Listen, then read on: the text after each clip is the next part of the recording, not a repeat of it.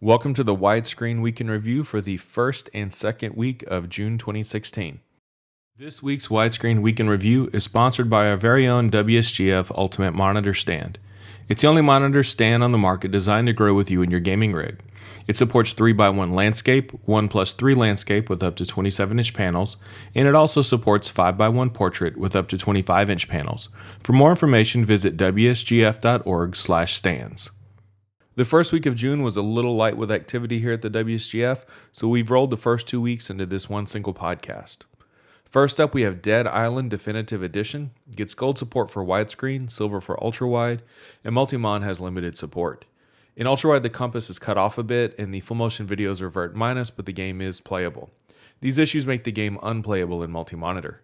The game is available on Steam for Windows, Linux, and SteamOS. The Definitive Edition is an upgrade to the original title, includes all the original DLC, is fully remastered with drastically improved graphics. The game is $20, but owners of the original title get an 85% discount, which brings the price down to just $3. In here we have Hard Reset Redux. It gets gold across the board, widescreen, ultrawide, Multi-Mon, and 4K Ultra HD. There are no blemishes found in any configuration. Hard Reset Redux is an update of the original title with new weapons, enemies, and moves. It also includes improved performance, rebalanced gameplay, and enhanced visuals. Like the last title, this one only runs $20 on Steam and also has an 85% discount for owners of the original. For $3 or $20, consider supporting this developer that supports all display types properly. Here we have Gunnheim. It gets gold support for widescreen, silver for ultrawide, and limited for Multi-Mon. In ultrawide, the menu is zoomed in and the fonts overlap a little, but it's still playable. You have the same issues with Multi-Mon, but the game becomes unplayable. The game only has mixed reviews on Steam, and it normally runs $10, but it's on sale this week for $2.50. Single screen users may want to consider purchasing the game at this sale price to see if you're part of the 50% that like the game. Next up is Tiny and Big Grandpa's Leftovers. Gets gold for widescreen, silver for ultrawide, and Multi-Mon. The loading screens and full motion video are vert minus on ultrawide and Multi-Mon. In a Multi-Mon, the speech bubbles also cross under the bezels between monitors. It's available for $10 on Steam and also has a demo. Given that it has very positive reviews and solid support for multiple display configurations, it's probably worth checking out. And here we have Wrack. It gets gold for widescreen, silver for ultrawide, and Multi-Mon. Great horizontal plus support across the board. The menu and loading screens are cut off in both ultrawide and Multi-Mon. The game is fully playable in ultrawide. In Multi-Mon, the game is still playable, but you'll need to use the arrow keys to navigate the menus. Wrack is a cel-shaded FPS in the style of old-school shooters like Doom. The game has a lot of old-school flair with combos and chains reminiscent of Killer Instinct and finishers like Mortal Kombat. Its bosses are also styled after those found in Mega Man, where you have to learn the attack patterns, evade, and find the weak spots. It's available on Steam for $10 with mostly positive reviews. If you're a fan of cel-shaded aesthetics and old-school gameplay, this looks like a lot of fun for $10. And here is Heavy Metal F.A.K.K 2. It has limited support for widescreen, ultrawide, and Multi-Mon.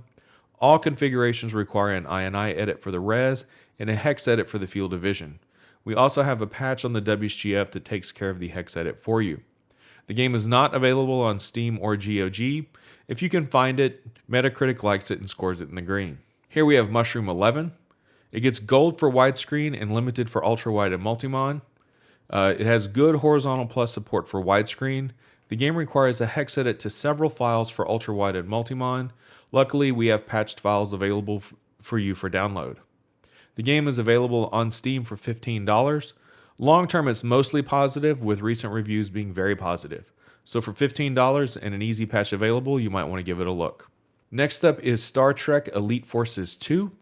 It has limited support for widescreen, ultrawide, and Multi-Mon. The game requires an INI edit for resolution support and to set the field of vision.